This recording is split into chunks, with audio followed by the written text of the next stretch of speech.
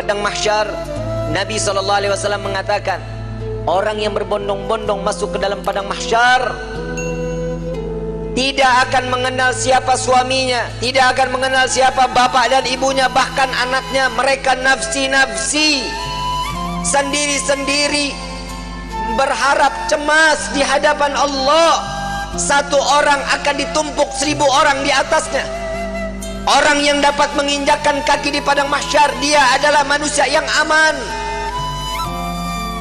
Sampai-sampai fitnah daripada padang mahsyar, ada seorang ibu yang sedang menggendong bayinya, menaruh bayinya di padang mahsyar, di tanah padang mahsyar, diinjak bayi tersebut agar lebih tinggi. Nggak sadar dia, anaknya dijadikan satu pijakan agar dia selamat dari siksaan padang mahsyar. Para wali min auliyaillah, orang-orang saleh, berbondong-bondong keliling ke Nabi Allah Adam. Wahai Nabi Allah Adam, berikan kami syafaat. Aku tidak bisa memberikan syafaat kepadamu, karena aku sudah ditolong oleh Allah saat aku meminta untuk diperjumpakan dengan Siti Hawa. Saat ini sampai sekarang kita kenal padang mahsyar daripada Arafah. Itu pertemuan antara Nabi Allah Adam dengan Siti Hawa. Ditolong oleh Allah. Jalan lagi kepada Nabi Musa. Ya Nabi Allah Musa, tolong kami selesaikan siksaan padang mahsyar. Mereka ada yang tenggelam sampai mata kakinya karena dosanya, ada yang sampai kepada lututnya, ada yang sampai ke pinggangnya, bahkan ada yang sampai pusarnya dan juga dadanya, bahkan ada yang seleher, ada juga yang sampai di ujung daripada hidungnya, dan juga ada yang di atas kepala, bahkan 2 hasta di atas kepala, tenggelam karena dosa-dosa mereka. Kebayang setiap manusia, insan, masuk ke dalam lautan, tenggelam di lautan, sebentar akan mati. Siksaan akan berakhir. Saat di padang mahsyar, siksaan tersebut sudah tidak akan pernah ada kematian, melainkan menikmati siksaan tenggelamnya setiap manusia. Sudah tidak akan lagi ada kematian.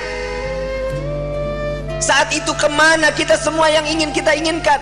Orang yang tenggelam, mereka tersiksa, sampai orang kafir pun mengatakan, ya Allah, cepat selesaikan padang mahsyar ini siksaannya. Jika kami harus masuk ke dalam neraka, maka masukkan kami ke dalam neraka. Hentikan siksaan ini. Mereka nggak tahu siksaan padang mahsyar belum ada apa-apanya sebanding daripada api neraka jahanam. Orang kafir semua tidak ada yang sanggup melaksanakan daripada siksaan padang mahsyar, memohon agar dihentikan. Sampai kepada Nabi Musa, aku tidak dapat menolong kalian karena aku telah diberikan syafaat oleh Allah menyelamatkan umatku saat dikejar-kejar oleh orang-orang Fir'aun. Coba kau ke Nabi Ibrahim, berangkat ke Nabi Ibrahim. Ya Nabi Allah Ibrahim, engkau adalah Khalilullah. Sampaikan kepada Allah, selesaikan padang mahsyar ini. Aku tidak dapat memberikan syafaat kepada kalian karena aku telah ditolong oleh Allah saat aku dimasukkan ke dalam api Raja Namrud. Nafsi, nafsi, nafsi, nafsi. Sendiri, sendiri, sendiri, sendiri. Silahkan engkau ke Nabi Isa. Sampai ke Nabi Isa. Ya Nabi Allah Isa, engkau adalah Ruhullah. Sampaikan kepada Allah agar berikan syafaat kepada kami, selesaikan siksaan pada mahsyar. Apa jawaban Nabi Allah Isa? Nafsi, nafsi, nafsi, nafsi.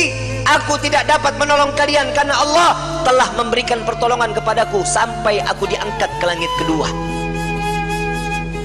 Pergilah engkau kepada Habibuna Muhammad SAW. Dia adalah kekasih Allah.